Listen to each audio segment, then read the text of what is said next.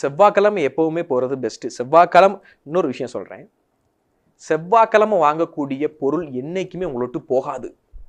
ஆனால் செவ்வாய்க்கிழமை யாருமே வாங்க மாட்டோம், வெறுமனை போயிருந்தான்னு சொல்லுவாங்க. இது ஒரு மித்து. செவ்வாய்க்கிழமை டாக்குமெண்ட் பதிய மாட்டாங்க, வண்டி வாங்க மாட்டாங்க, கல்யாணம் பண்ண மாட்டாங்க. நோட் பண்ணுங்க, செவ்வாய்க்கிழமை எந்த காரியமும் செய்ய மாட்டாங்க. அன்னைக்கு செஞ்சா அவன் ஜெயிச்சிருவான்.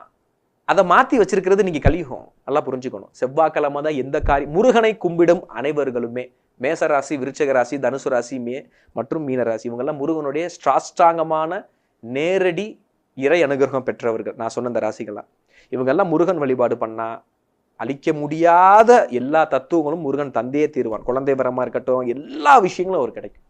ஸோ செவ்வாய்க்கிழமை மிக முக்கியமான நாள். எல்லாரும் செவ்வாய்க்கிழமை வாங்குவது சால சிறந்து. எஸ்பெஷலி நான் சொன்ன இந்த ராசி.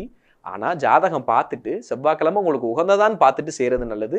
ஆனா முருகன் அவதரிச்சது, முருகனுடைய தத்துவம்